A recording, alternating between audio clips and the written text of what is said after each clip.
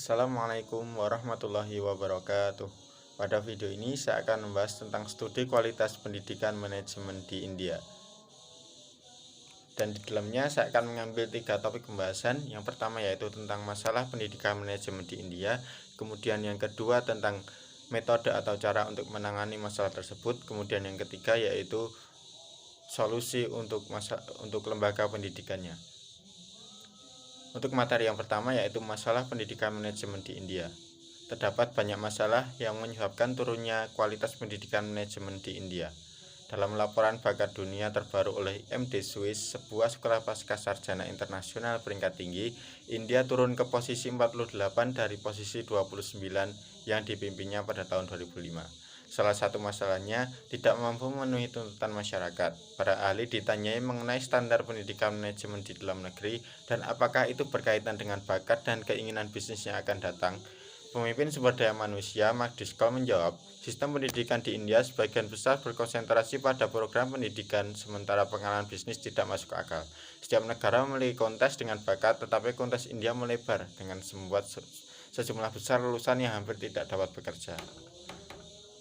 Selain itu, salah satu faktor terbesar mengapa India turun peringkat, yaitu mereka masih memberikan pengetahuan faktor yang sama seperti dulu. Masalah utama untuk program manajemen di India adalah bahwa para sarjana langsung melanjutkan dari lembaga pendidikan dan menghadiri lembaga bisnis tanpa adanya pemahaman yang tepat tentang hal-hal yang dibutuhkan dari mereka dalam suatu pekerjaan. Karena itu menghasilkan sumber daya manusia yang sangat besar yang tidak dapat dipekerjakan dan para lulusan tidak menerapkan ilmu pengetahuannya di lapangan. Jadi maksudnya para lulusan di India itu mereka hanya memiliki ilmu pengetahuannya tapi tidak memiliki ilmu bisnis yang di lapangannya, atau mereka itulah kurang pengalaman. Jadi sedangkan ilmu pengetahuan itu kurang diterapkan di dalam lapangannya. Masalah selanjutnya yaitu tentang sedikitnya jumlah staf pengajar dan peneliti. Kerangka kerja di India tidak cukup memotivasi para sarjana brilian untuk melakukan studi doktoral dan menjadi profesor di sekolah bisnis. Selanjutnya, biasanya menjadi guru bukanlah pekerjaan yang cukup menarik di India. Sehubungan dengan penghasilan, pekerjaan industri sangat menarik dibandingkan dengan tawaran dari lembaga manajemen manapun. Jadi di India itu banyak sekali orang-orang yang tidak bercita-cita untuk menjadi guru.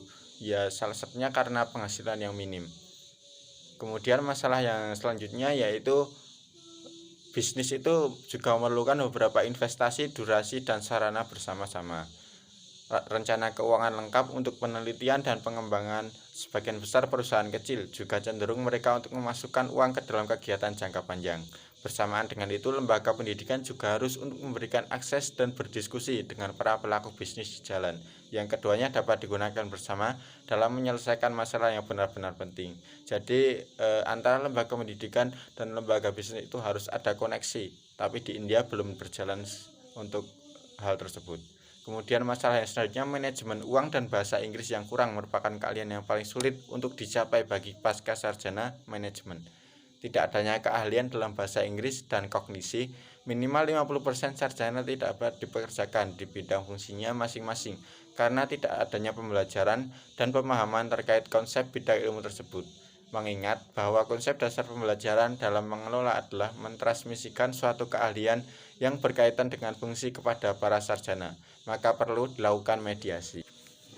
Itulah masalah-masalah yang terjadi dalam pendidikan manajemen di India. Kemudian lanjut ke materi yang kedua yaitu mengenai metode penyelesaian masalah pendidikan manajemen di India. Untuk cara menangani tersebut yaitu pengajaran komprehensif yang tanggap terhadap situasi dalam memberikan pengetahuan bisnis. Kendala terbesar untuk pembelajaran bisnis standar yang tepat adalah jumlah profesor yang sangat sedikit, penekanan pada hanya pendidikan, dan konsekuensi beban kelas yang besar untuk profesor memberikan waktu yang kecil untuk asimilasi dan proses penalaran yang berkaitan dengan penciptaan dan penyelidikan sistematis.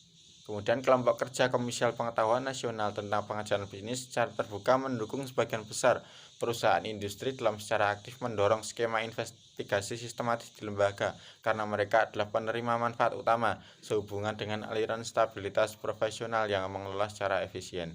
Sistem regulasi yang buruk merupakan salah satu bidang lagi yang menimbulkan keresahan dalam perbaikan standar pengajaran bisnis.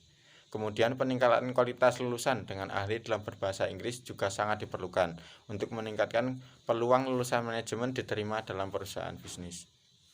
Adapun kriteria mutu pendidikan pada tingkat pertama, inputnya dapat berupa top manajemen filosofi, kepemimpinan dan visi, struktur persaingan, jumlah dan jenis business school, dan peraturan eksternal, ICSTID, NBA, UGC, dan lain-lain. Di tingkat kedua adalah berupa standar sarjana, prosedur penerimaan, kaliber guru, sarana, dan melaksanakan tinjauan ke depan. Kemudian pada tingkat ketiga, prosesnya adalah proses belajar mengajar, perhatian untuk mengembangkan guru, antarmuka industri, dan sarana yang berpartisipasi dalam administrasi. Pada tingkat keempat, indikator kualitas, output atau outcome dalam output akademik, outcome non-akademik, penempatan, brand image, dan stakeholder satisfaction. Itulah metode yang dapat diterapkan untuk menangani masalah yang terjadi pada pendidikan kualitas manajemen di India. Untuk materi selanjutnya yaitu tentang solusi untuk bisnis sekolah bisnis dalam meningkatkan kualitas pendidikan manajemen. Yang pertama yaitu diperlukan kerjasama antar lembaga dan organisasi industri di bidang silabus, memberikan pengetahuan, penyelidikan sistematis, dan pengembangan keterampilan. Jadi antar lembaga pendidikan dengan perusahaan bisnis itu harus ada kerjasama, sehingga perusahaan bisnis tersebut tidak hanya menerima para lulusan yang kurang kompeten, tapi mereka juga ikut mengajarkan bagaimana bekerja di lapangan yang sesungguhnya kepada para mahasiswa sehingga mereka menjadi lulusan-lulusan yang bermutu. Kemudian solusi yang kedua yaitu program-program yang berkaitan dengan industri harus disusun. Jadi program yang berkaitan dengan industri bisnis itu harus disusun secara sistematis dan berurutan. Maksudnya harus terstruktur untuk mahasiswa lebih berkualitas lagi. Kemudian untuk solusi yang ketiga yaitu meningkatkan keahlian fundamental para cendekiawan dengan mengajar mereka menerapkan sistem metode yang tepat. Solusi yang keempat untuk membangun kerangka kerja yang tepat untuk memeriksa tingkat pemahaman mendasar mereka dan melatih mereka dengan tepat. Kemudian solusi yang kelima, proses pemilihan yang tepat untuk mengangkat guru besar sekaliber. Dan yang keenam, konstruksi jaringan tindakan inovasi di seluruh dunia untuk penyelidikan dan kemahasiswaan yang sistematis. Solusi yang ketujuh, orang yang memimpin sekolah bisnis harus selaras dengan tujuan menciptakan lingkungan untuk belajar dan cara kerja yang tepat. Yang kedelapan, para mahasiswa dituntut untuk diberikan keselarasan proses penentuan tujuan yang tepat di awal program. Solusi yang kesembilan yaitu para profesor untuk membantu para sarjana dalam rute yang benar setelah kejelasan mereka dalam hal tujuan. Kemudian yang ke-10, mata kuliah untuk mengembangkan profesor dituntut untuk diambil secara serius dan dilakukan. Kemudian yang ke-11, profesor harus dimotivasi untuk tindakan mengambil tugas penasihat industri. Kemudian yang ke-12, metode evaluasi yang tepat untuk mengevaluasi keterampilan siswa perlu diambil. Yang ke-12 atau yang ke-13, para mahasiswa dituntut untuk termotivasi untuk mengambil bagian dalam tindakan di luar kurikulum reguler, kegiatan online ini, pertunjukan, tampilan artikel, kegiatan laboratorium, dan lain-lain. Maksudnya mahasiswa tidak hanya belajar di dalam kelas saja untuk bisnisnya. Mereka perlu ada pendidikan tambahan di luar, sehingga mereka mendapatkan ilmu yang lebih luas lagi dan mendapatkan pengalaman bisnis. Kemudian yang selanjutnya, mahasiswa harus sering dibimbing oleh fakultas, orang tua, dan pejabat setempat. Kemudian yang selanjutnya, laboratorium untuk berinovasi harus didirikan untuk menghasilkan tempat kerja bagi perusahaan industri, guru, dan pelajar untuk dapat berkembang, memeriksa konsep terbaru mereka, dan mempraktikkan keahlian dalam kreativitas dan pada akhirnya terhubung ke kewirausahaan.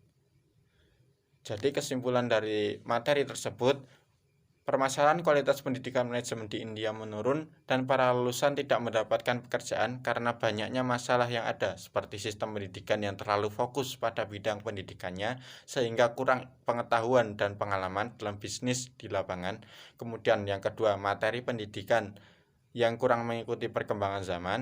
Selanjutnya, kurangnya pengajar dan staf yang ahli dalam bidang manajemen, kemudian tidak adanya kerjasama antar lembaga pendidikan dengan suatu perusahaan bisnis, dan kurangnya lulusan manajemen yang memiliki kualitas bahasa Inggris yang baik. Sehingga diperlukan solusi untuk menangani masalah tersebut, salah satunya dengan peningkatan kualitas belajar dan model atau sistem pengajaran pada suatu lembaga pendidikan. Dan dibutuhkan solusi-solusi yang telah saya sampaikan pada materi yang ketiga tadi.